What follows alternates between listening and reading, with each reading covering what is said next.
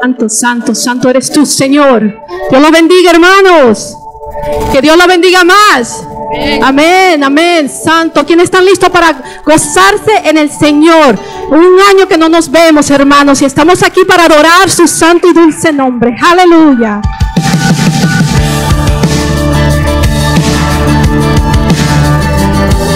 Te adoramos, Señor.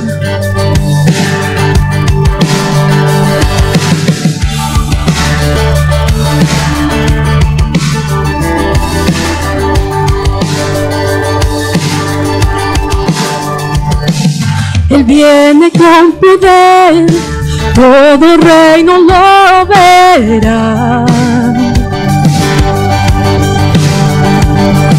Cadenas romperán y todos le adorarán.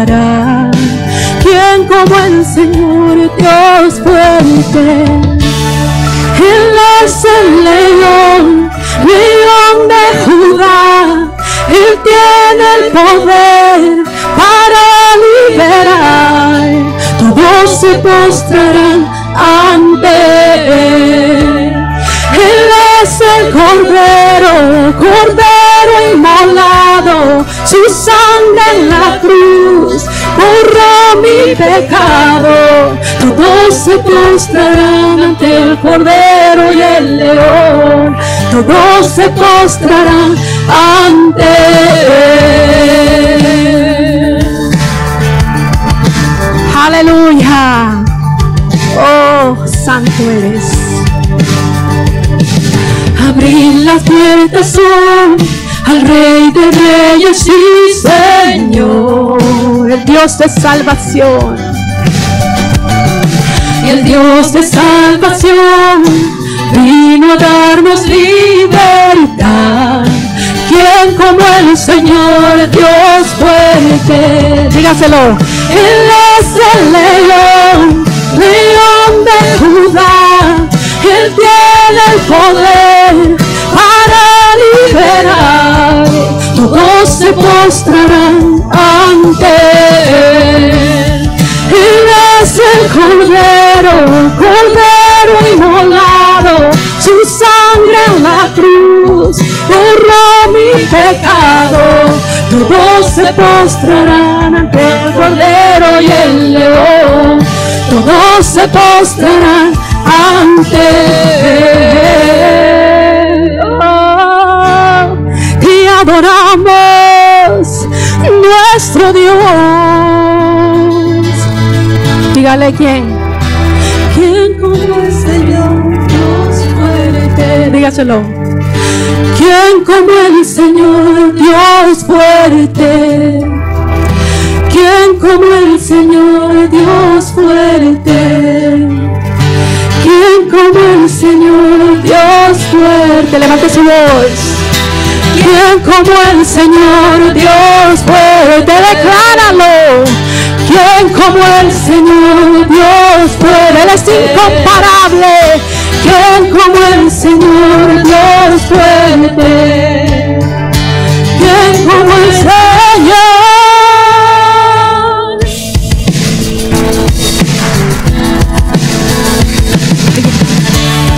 Él es el león, león de Judá. Él tiene el poder para liberar. Todos se postrarán ante Él. Él es el Cordero, Cordero inmolado. Su sangre en la cruz borró mi pecado. Todos se postrarán ante el Cordero y el León.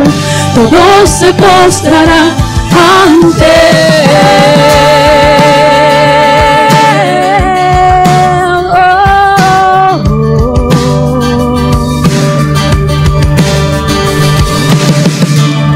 Aleluya, santo eres, Señor. Oh, no hay nadie como nuestro Dios. Aleluya, Él es único, Él es Dios incomparable. Te adoramos, Señor, el que está sentado en las alturas. Estamos aquí para exaltarte, Señor. Oh, mi Dios, porque tú te mereces, Señor, toda alabanza, Señor, que sale del corazón de tus hijos, Señor.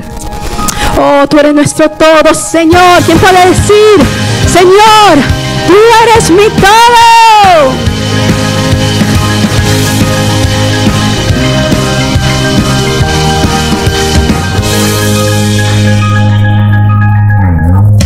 Mi Dios, Redentor, mi Rey, Consolador, a ti todo el honor. Él es paz a mi ser, la luz en mi amanecer, a ti todo el honor. Tú eres mi todo, cantaré con todo el corazón, cantaré con todo lo que soy, cantaré por siempre, mi Señor.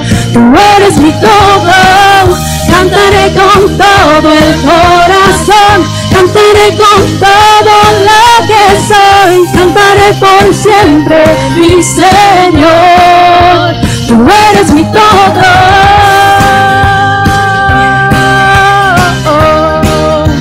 Tú eres mi todo. Dísele, les pasa a mi ser. Es paz a mi ser, la luz de mi amanecer, a ti todo el honor. Tú eres mi todo, cantaré con todo el corazón, cantaré con todo lo que soy, cantaré por siempre, mi Señor. Tú eres mi todo, cantaré con todo el corazón, cantaré con todo lo que soy, cantaré por siempre, mi Señor. Tú eres mi todo.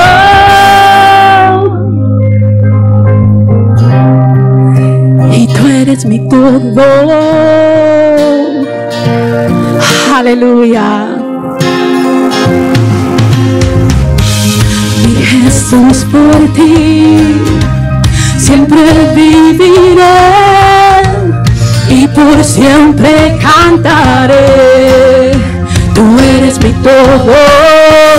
Mi Jesús, por ti siempre viviré y por siempre cantaré. Y tú eres mi todo, cantaré con todo el corazón, cantaré con todo lo que soy, cantaré por siempre, mi Señor. Y tú eres mi todo, cantaré con todo el corazón, cantaré con todo lo que soy, cantaré por siempre, mi Señor. Tú eres mi todo.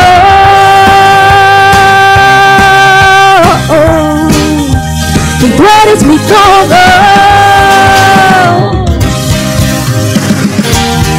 Aleluya. Oh, santo eres, Señor. Gloria a ti. Amén, amén. Este año sé que ha sido difícil, pero el Señor no nos ha prometido, porque Él es caballero y Él no miente, no es hijo de hombre para que mienta. Y hemos perdido seres queridos, hemos perdido cosas, pero también hemos visto milagros. ¿Cuántos ha visto milagros pasar durante este tiempo? Señor, el Señor no nos deja, porque Él sí nos prometió que Él estará con nosotros todos los días hasta el fin del mundo. Te adoramos, Señor. Oh, confiamos en ti, mi Dios santo. Gloria a ti, mi Dios. Oh, te exalto, Señor, porque tú eres bueno, Señor.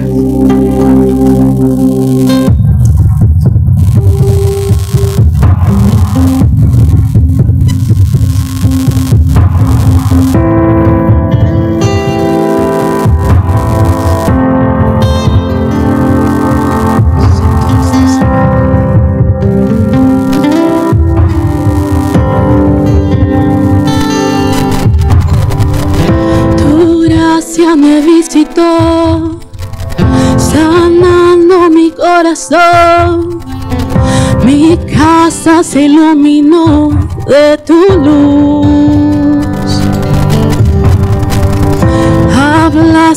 mi corazón, tu voz me dio dirección, camino al amparo de tu luz. En la tempestad estaré seguro, tú me sostendrás con tu brazo fuerte, tú mi buen pastor, guiarás mis pasos, cuidarás de mí. En la tempestad estaré seguro, tú me sostendrás con tu brazo fuerte, tú mi buen pastor, guiarás mis pasos, cuidarás de mí. Tu gracia me visitó, sanando mi corazón, mi casa se iluminó de tu luz. Tú hablaste a mi corazón, tu voz me dio dirección, camino al amparo de tu luz. Y en la tempestad estaré seguro, tú me sostendrás con tu brazo fuerte, tú mi buen pastor, guiarás mis pasos, cuidarás de mí. Y en la tempestad estaré seguro, tú me sostendrás con tu brazo fuerte, tú mi buen pastor, guiarás mis pasos, cuidarás de mí. Tú cuidas de mí y velas por mí, tú vives en mí.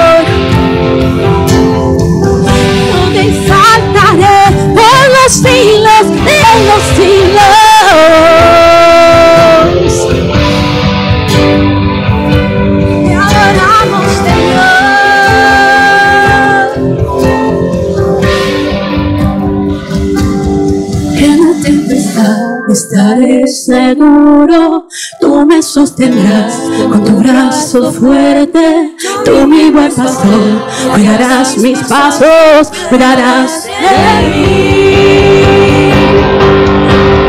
Tú cuidas de mí y velas por mí, tú vives en mí.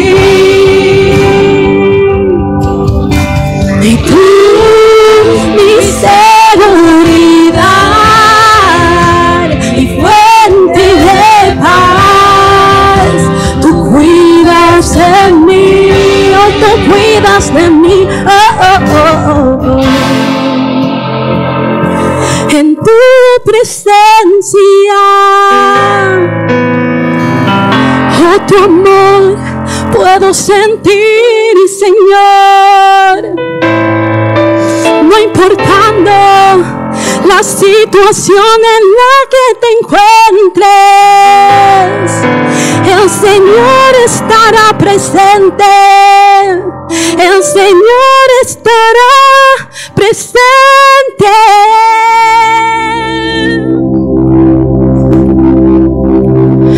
En la tempestad estaré seguro, díselo. Tú me sostendrás. Quiero escuchar sus voces. Fuerte. Tú mi buen pastor, guiarás mis pasos, cuidarás de mí. Te adoramos, Señor. Gracias, Señor, por tu cuidado. Oh, gracias, Señor. Oh, mi alma te alaba, Señor. Te adoramos, te adoramos. Gloria a Dios. Santo eres, Señor. Vamos a orar para que el pastor, el Señor, lo use. Señor, te pedimos en este momento, mi Dios santo, que tú pases el carbón encendido, Señor, por la boca del pastor, Señor. Que todo lo que salga de él sea, Señor, inspiración tuya. Señor, guíalo, Padre Santo, y abre nuestros oídos, Señor, para que escuchemos y recibamos palabra, pero no solamente para que seamos oidores de tu palabra, Señor, sino también hacedores de tu palabra, Señor, en el nombre de Jesús. Amén y amén.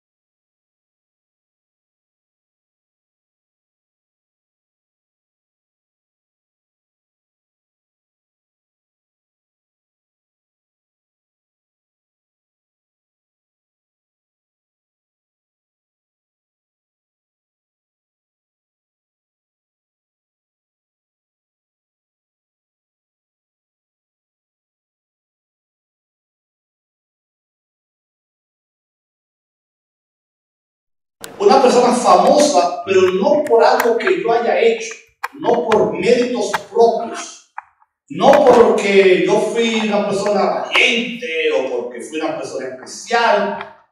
Si usted lee con cuidado los evangelios, y por lo menos 3 de los evangelios está mi historia, se va a dar cuenta que lo que sucedió aquel día, yo ni siquiera quería que sucediera. O sea, para mí, yo estaba en el lugar equivocado, a la hora equivocada. ¿A alguno de ustedes le ha pasado eso? Que si usted se encuentra que está, o que le pasó algo por estar en el lugar equivocado, a la hora equivocada. Yo no puedo tomar méritos por lo que pasó. El mérito le pertenece a Dios. Porque si bien yo pensaba que aquello había sido una coincidencia, que lo que pasó aquel día fue una casualidad, ahora yo entiendo que para Dios no hay casualidades. ¿Cuántos dicen amén?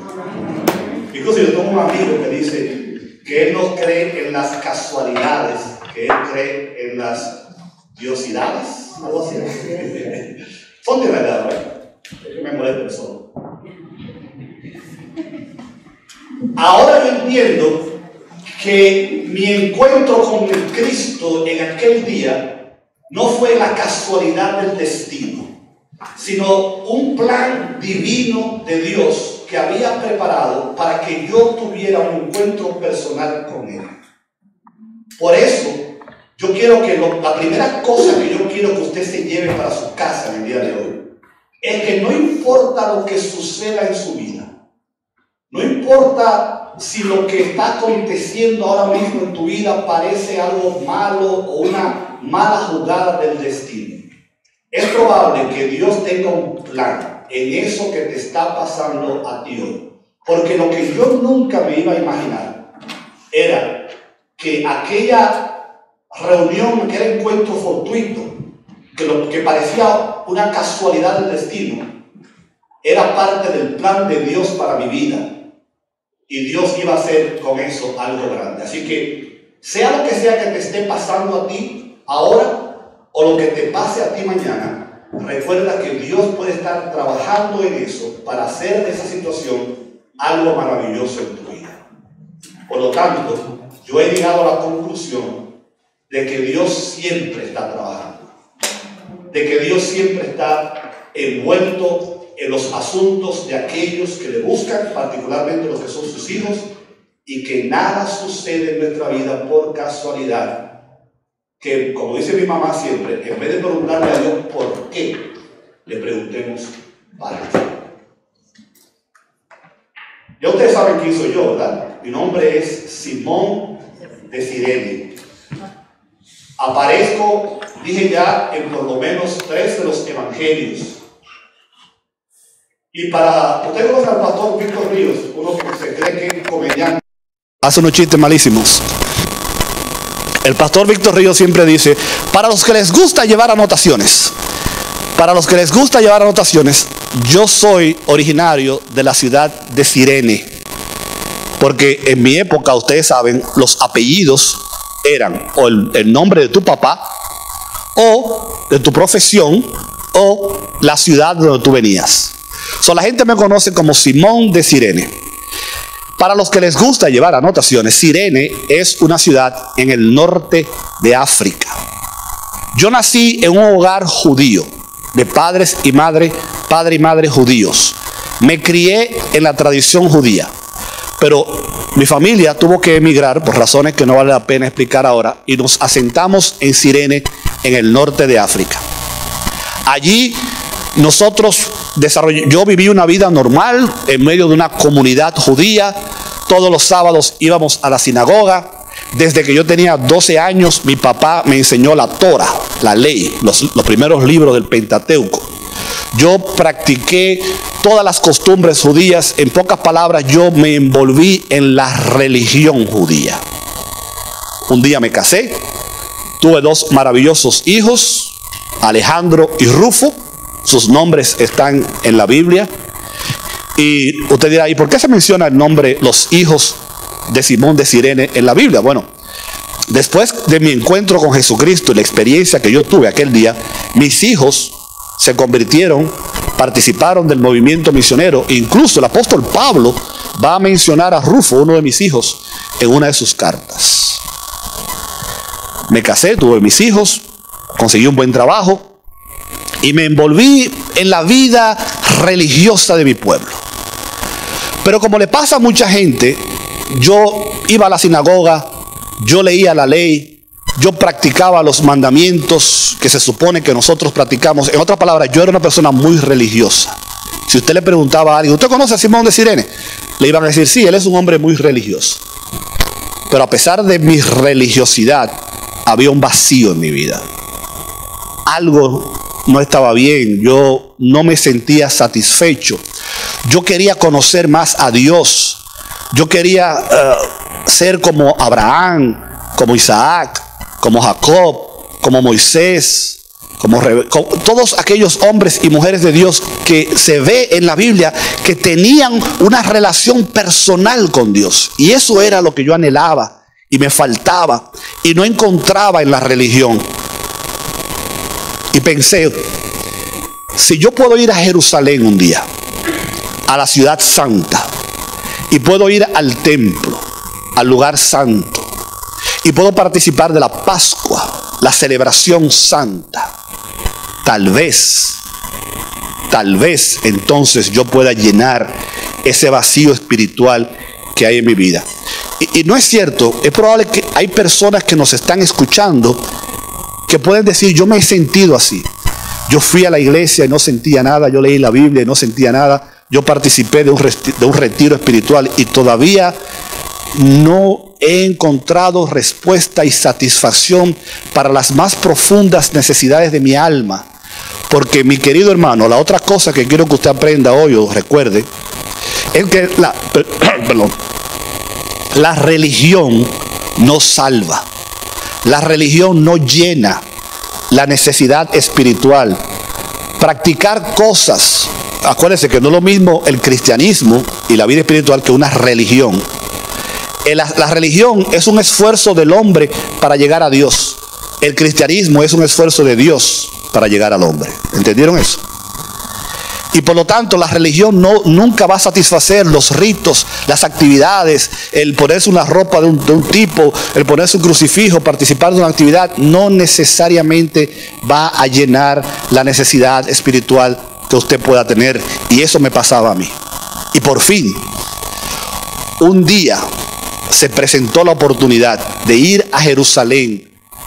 Se me presentaron unos negocios y yo dije, wow. Me voy a ir 2 semanas antes de la Pascua a Jerusalén para hacer mis negocios primero y poder tener tiempo para participar de la celebración de la Pascua.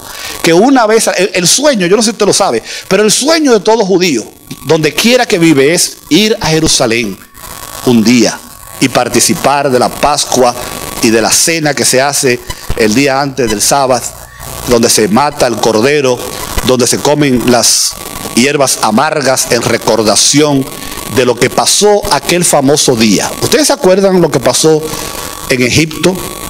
Todo el mundo conoce la historia. El pueblo mío, el pueblo de Israel, estaba esclavo en Egipto y de una manera maravillosa Dios permitió endurecer el corazón de Faraón para que no dejara ir al pueblo, pero él fue y escogió a Moisés, un hombre de Dios, y lo mandó para que le dijera a Faraón, let my people go, deja ir a mi pueblo. Y Dios le mandó 10 plagas y Faraón no dejaba ir al pueblo hasta que un día, la última plaga, Dios mandó a que todos los hogares judíos sacrificaran un cordero, un animal. Y con la sangre del cordero pintaran, usted conoce la historia, pero déjeme decirle algo.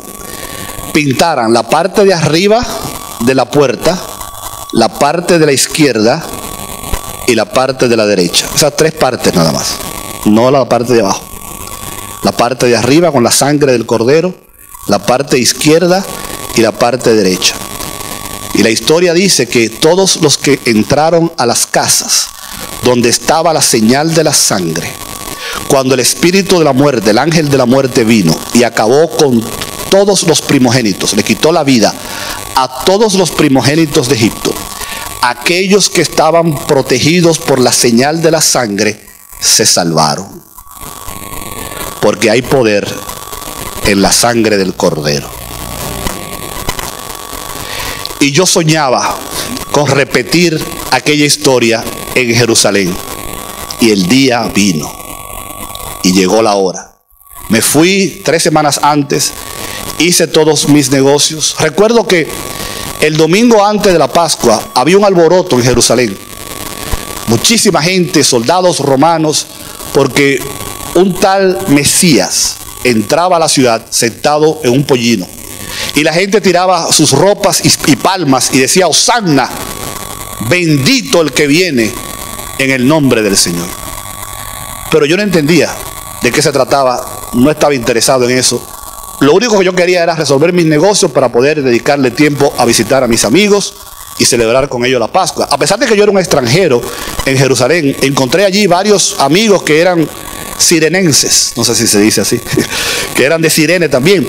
Y finalmente comenzamos a caminar juntos la ciudad. Fuimos al templo a ofrecer el sacrificio. Ustedes saben que todos los años los judíos iban a Jerusalén y ofrecían en la Pascua un cordero para reproducir el evento aquel de la liberación del pueblo en Egipto. Estuve allí, estuve en el templo de Salomón, estuve en las escalinatas, vi cuando el sacerdote clavaba su cuchillo en el cordero y derramaba la sangre y pronunciaba aquellas palabras tan conocidas por mí. Y estaba allí cerca del lugar santísimo, en medio del lugar santo, en la ciudad santa, rodeado de gente santa. Pero todavía había un vacío en mi corazón. Todavía yo no sentía que había transformación en mí, que había un cambio en mi vida. Algo me faltaba. Y yo pensé, tal vez cuando yo me siente la noche antes de la Pascua a participar de la fiesta del Cordero y comer los panes sin levadura, que significan el pan sin pecado, y las hierbas amargas que representan la tristeza del tiempo de Egipto, a lo mejor ese día, esa noche, yo voy a poder experimentar aquello que ando buscando, que va a satisfacer mi alma y me voy a sentir una persona llena espiritualmente.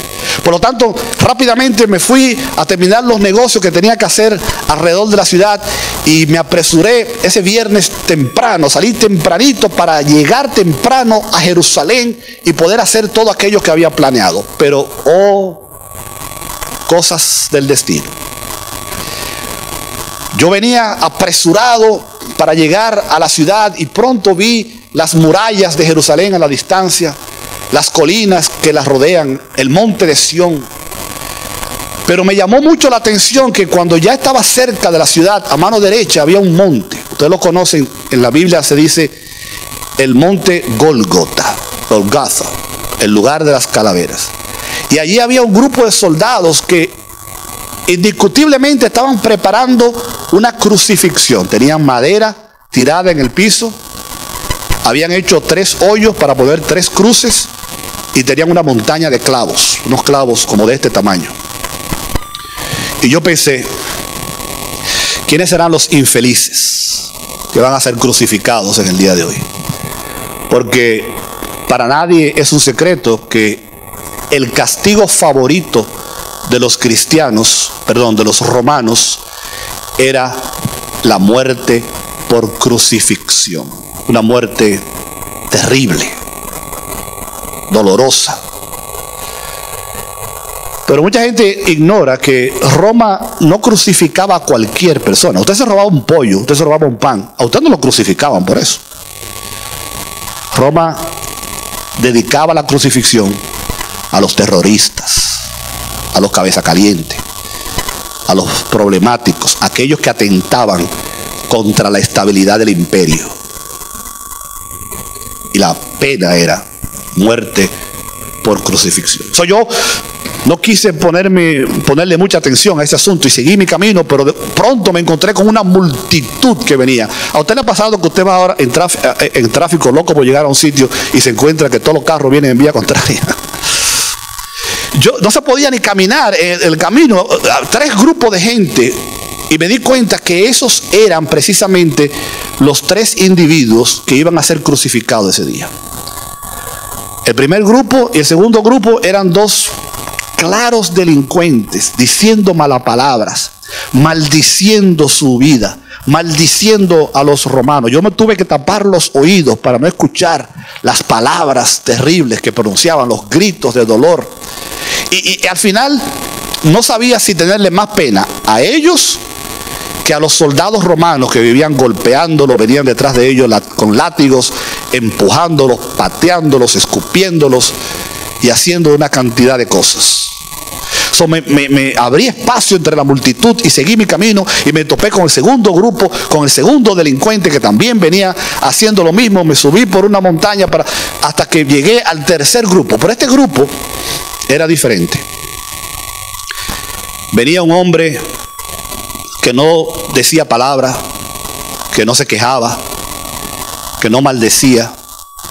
Su rostro, a pesar de que se le ve que había sufrido mucho, que había sido golpeado, que estaba ensangrentado, tenía un rostro de paz, una mirada tierna.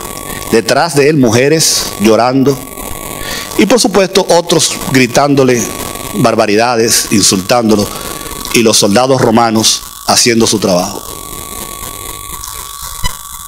Les confieso que me dio hasta pena en ese momento. Y pensé por un minuto, cuando vi que el hombre cayó al piso, porque venía con la cruz encima. Y yo no sé si ustedes recuerdan, pero la manera en que se hacía no es que el condenado cargaba la cruz completa, cargaba solamente la parte horizontal de la cruz. La parte vertical estaba en el Gólgota, esperando que llegara la parte transversal, que era la que él cargaba, y cuando llegaba al lugar de la crucifixión, ponían la parte vertical, horizontal, encima de la vertical, y formaban la cruz. Pero este hombre parece que no pudo más con el peso, y cayó al piso. ¡Bum! Y se oyó en toda Jerusalén el golpe, y no se podía levantar. Les dije hace un rato que me dio pena y hasta pensé ayudarlo, pero dije, esto no es problema mío. Yo tengo mi propia vida, yo tengo mis propias preocupaciones. ¿Por qué tengo yo que envolverme en un asunto que no me compete? Además, mis amigos me están esperando para participar de la Pascua y yo estoy tarde. Así que traté de abrirme espacio por la multitud, traté de brincar por encima. Y cuando pensé que ya estaba en camino a la ciudad, sentí el peso de una espada en mi espalda. Y dije, así dicen los dominicanos, Me quise hacer el loco, como dicen en mi país, pero rápidamente sentí que alguien me agarró por la ropa y escuché la voz fuerte de un soldado: ¡tú, detente! Y por supuesto, los judíos vivimos bajo el imperio romano. ¿Quién se atreve a desafiar la autoridad de un soldado? Si yo desobedecía la orden, probablemente no estuviera contando esta historia en el día de hoy, porque o estuviera preso o estuviera muerto. Así que le pregunté al hombre qué quería y me dijo: tú, ayúdalo, levanta la cruz y acompáñanos. Y no me quedó de otra. Cuando me acerqué a aquel hombre, volví a darme cuenta que no era igual a los otros delincuentes que iban al frente. Tomé la cruz, me la eché encima y comenzamos juntos el camino hacia el Gólgota. No hubieron palabras, no intercambiamos expresiones, pero mientras avanzaba a su lado, nos mirábamos y yo lo miraba a él y escuché que alguien decía que su nombre era Jesús. Y yo lo miré a los ojos y él me miró a mí. Y yo quiero confesar en el día de hoy que parecía como si él me conociera. Y yo soy de los que cree que tú puedes estar pasando por una situación donde tú crees que Dios te ha olvidado o que Dios no sabe ni siquiera quién tú eres. Pero yo quiero decirte en el día de hoy que Cristo te conoce. Él conoce tu nombre. Él sabe de dónde tú eres. Él sabe por lo que tú estás pasando. Y las cosas que suceden a tu alrededor, si tú confías en Él, tú vas a ver que tienen un propósito en la vida. Lo que estaba pasando ese día no era una casualidad del destino. Era una cita divina con Dios. Porque Dios quería bendecirme y bendecir las vidas de ustedes con mi testimonio. Yo sentí que Él me conocía, que sabía quién yo era, sin yo tener que decirle nada. Y cuando pensé, ¿será este Jesús del que oíamos hablar? Porque recuerden que en Cirene, en el norte de África, llegaban los barcos mercantiles y contaban las historias. A la gente le encanta el chisme, no hay cultura donde no le gusta el chisme a la gente.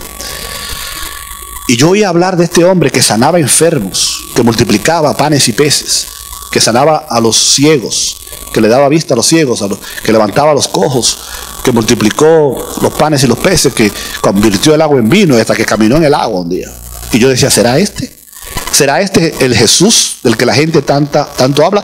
Y fue en ese momento que vi el letrero que supuestamente hablaba de su crimen. Ustedes saben que era la costumbre romana, y lo es todavía, de cuando había una persona condenada a muerte, se le ponía un letrero que decía: este es un ladrón, este es un delincuente, este es un político, este es un homicida. Se ponía una lista con los cargos criminales, la sentencia.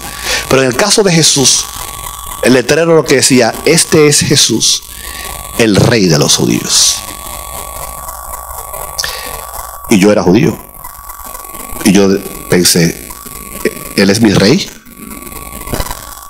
¿Qué significa eso? ¿Qué crimen es haber sido llamado rey de los judíos?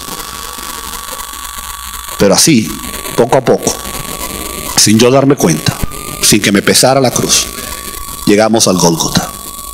Y yo dejé caer la madera horizontal encima de la vertical. Y todos los demás rodearon el lugar, y los 3 condenados a muerte fueron colocados encima de la cruz. Y el soldado romano dijo: ya te puedes ir, vete por donde viniste. Pero ahora era yo el que no me quería ir.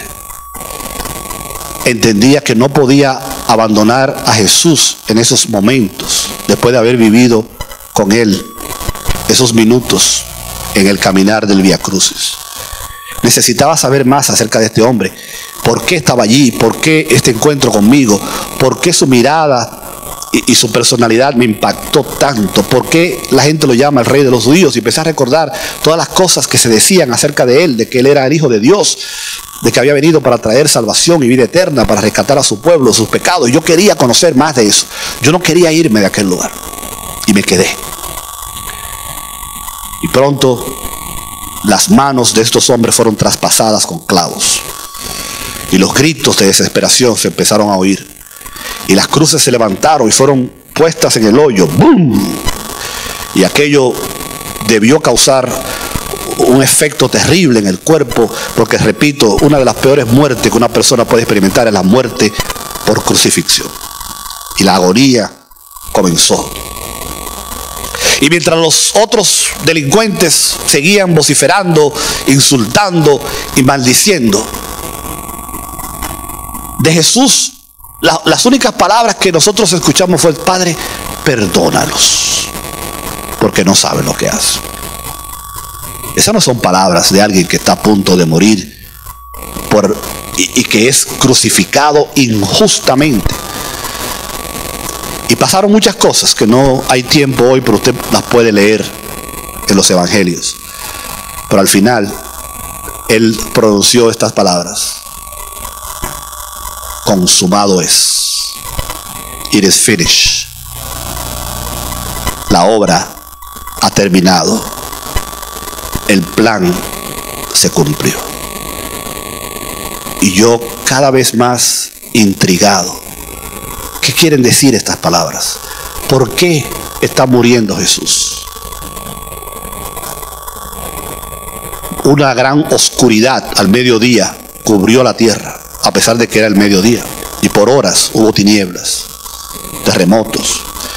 Muchísimas cosas raras sucedieron aquel día. Al final, la mayoría de las personas se habían ido. Solamente quedaba una mujer que parecía su madre, uno que parecía uno de sus discípulos, y un grupito de soldados y personas curiosas que se quedaron allí. Y yo vi cuando lo bajaron de la cruz y lo envolvieron con especias y mantos, y los soldados certificaron que estaba muerto. Y no pude dejar de darme cuenta que cuando lo bajaron de la cruz, en el madero había sangre en la parte de arriba donde estaba la cabeza, sangre en la parte derecha donde estaba su mano derecha, y sangre en la mano izquierda donde estaba su mano izquierda. ¿Están entendiendo lo que le estoy diciendo? Las mismas 3 señales de sangre que habían en las casas del pueblo de Israel la noche en que el cordero fue sacrificado, y los dinteles de la puerta, la parte de arriba, la parte izquierda y la parte derecha, fueron marcadas con la señal de la sangre. Y entendí.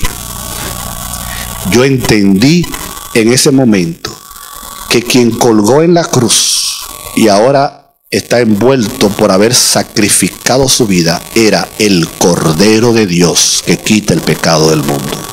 ¿Cuántos dicen amén?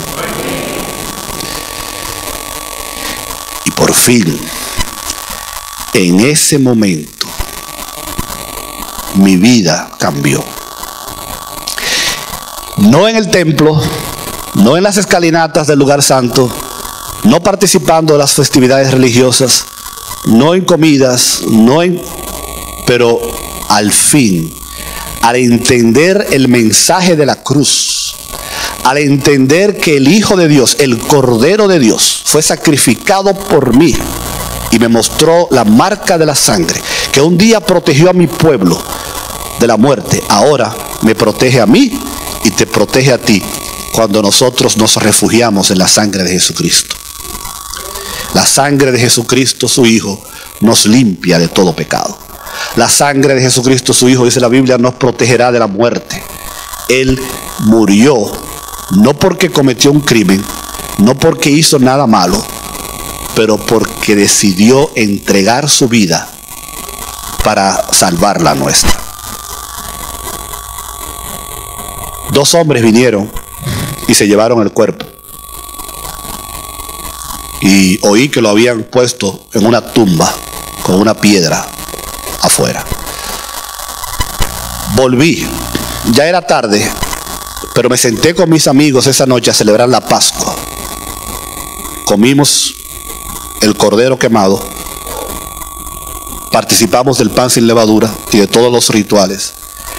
Pero por primera vez en mi vida entendí el significado de la Pascua. Aquello no era, o no debe ser, una simple tradición religiosa, porque ya les dije hace un rato, la religión no salva, la religión no transforma. Las actividades, las ceremonias, los ritos, los símbolos, son esos símbolos, pero no producen un cambio profundo y real. Pero un encuentro personal con Cristo cambia las vidas, transforma, da sentido. Y por fin yo entendí que lo que se celebraba en la Pascua no era otra cosa que un anticipo de la sangre de Cristo que se derramaría, que el Cordero de Dios sería puesto para sustituir la vida nuestra por la de Él, y que cada vez que ahora nosotros nos reunimos, por lo menos en esta iglesia, una vez al mes, para participar del pan y el vino, podemos recordar las palabras de Jesús que dice: esta es mi sangre que es derramada por ustedes para el perdón de pecados, que este es mi cuerpo que por vosotros es partido, y que debemos hacer esas cosas en memoria de Él. Aquella fue la mejor noche de mi vida. Le agradecí a Dios porque lo que yo pensaba que era un encuentro fortuito, lo que yo pensaba que era una casualidad del destino, lo que yo pensaba que era un problema para mi vida, porque pensaba yo que me encontraba en el lugar equivocado, a la hora equivocada, me di cuenta que era Dios buscándome, tratando de enseñarme el camino correcto, diciéndome: no es por aquí, no es por la religión, no es por los ritos, es por aquí, por el camino de Jesús, porque no hay salvación fuera del nombre de Jesús. Porque Él dijo: yo soy el camino, la verdad y la vida. Nadie viene al Padre si no es por mí. Y el apóstol Juan va a decir después: porque de tal manera amó Dios al mundo, que dio a su único Hijo, para que todo aquel, y ponga el nombre suyo ahí, ¿para qué? El nombre suyo no se pierda, sino que tenga vida eterna. Era tiempo de volver a Cirene, pero decidí quedarme unos cuantos días más en Jerusalén. Dije: ¿por qué no aprovecho y espero hasta la fiesta de Pentecostés, que se celebra 50 días después de la Pascua? Pero se llama Pentecostés, Penta 550. Y así fue. Y nunca tampoco voy a olvidar aquel día, porque 3 o 4 días después comenzaron los rumores de que Cristo había resucitado. Y cada vez que le preguntaba a alguien, una y otra vez escuchaba la misma historia: de que lo habían visto, de que la tumba estaba vacía, de que se le había presentado a sus discípulos, de que se le había presentado a las mujeres. Y lo más bonito del caso es que los romanos nunca pudieron desmentir la versión, porque su cuerpo jamás apareció. Y recuerden, yo estaba allí, yo lo vi morir, yo lo vi ser embalsamado, yo lo vi ser envuelto, yo vi cuando los soldados lo traspasaron por el costado y salió agua y sangre, señal de que había una explicación médica de cuando la persona está muriendo. Yo sé que Cristo murió en la cruz, y si Él estaba vivo ahora es porque había resucitado, y Él lo había dicho. Y porque Él es el Hijo de Dios, yo creo que realmente Él vive. Y la prueba vino el día de Pentecostés, cuando uno de los apóstoles, después de haber recibido el Espíritu Santo, salió a predicar. Y predicó un mensaje tan poderoso que miles de personas se convirtieron, entre ellos yo. Y me bauticé ese día. Y a partir de ahí, dediqué mi vida al Señor, predicando el Evangelio. Volví a mi casa, le prediqué a mis hijos, a mi esposa, a mis vecinos. Como le dije hace un rato, mis hijos también se envolvieron en la obra misionera. Uno de sus nombres aparece en una de las cartas de Pablo. Y cada vez que tengo la oportunidad como esta que ustedes me han dado, yo lo único que le digo a la gente es que Dios tiene un propósito en todo, que no hay casualidad, que no es cierto que tú estás en el lugar equivocado a la hora equivocada. Si tú confías en Dios, todo tiene un propósito, todo tiene una razón de ser. Y Dios puede convertir la más rara y difícil situación en una bendición para tu vida. Y si tú todavía no has tenido un encuentro personal como el que tuve yo con Jesús, tú lo puedes hacer hoy. Tú puedes levantar tu voz, ahí donde tú estás, y decirle: Señor, yo también quiero experimentar lo que Simón de Cirene experimentó. Yo quiero tener una relación personal contigo. Yo quiero ser tu hijo, yo quiero ser tu oveja. Yo quiero que tú seas mi Señor, yo quiero que tú seas mi Salvador. Porque en ese grupo de gente que había en Jerusalén, en el Gólgota aquel día, muchos creyeron, pero otros no. Porque siempre que se predica el evangelio, y eso lo hemos repetido muchas veces, hay dos grupos de personas: los que creen y los que no creen. Y tú puedes ser cualquiera de los dos, pero yo te exhorto a que le des una oportunidad a Jesús, porque te garantizo que, como me pasó a mí, tu vida nunca volverá a ser igual. Y si tú ya eres creyente, y si tú ya le entregaste tu vida a Jesús, persevera, comparte el mensaje, sigue apoyando a la iglesia, su obra, el ministerio, en todo sentido, con trabajo, con diezmos, con ofrenda, con participación. Predica el evangelio, comparte a Cristo, porque recuerda que al final del día no eres tú ni soy yo el que va a cambiar los corazones y las mentes de las personas. Es el poder del Espíritu Santo, es la obra redentora y poderosa de Dios, es el crucificado en la cruz que todavía tiene poder para cambiar vidas. Y Él, así como estuvo en la cruz con los brazos abiertos, tiene todavía los brazos abiertos esperando que todo aquel que en Él crea reciba salvación y vida eterna. Pentecostés fue una celebración gloriosa. El evangelio comenzó a correr. Y hasta el día de hoy, mientras más personas se oponen, más crece la iglesia de Jesucristo.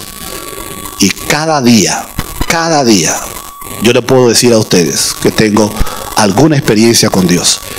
Y esa puede ser tu historia, ese puede ser tu caso. Porque cuando tú eres un hijo de Dios, Dios hace maravillas en tu vida. Que Dios le bendiga. Vamos a ponernos de pie.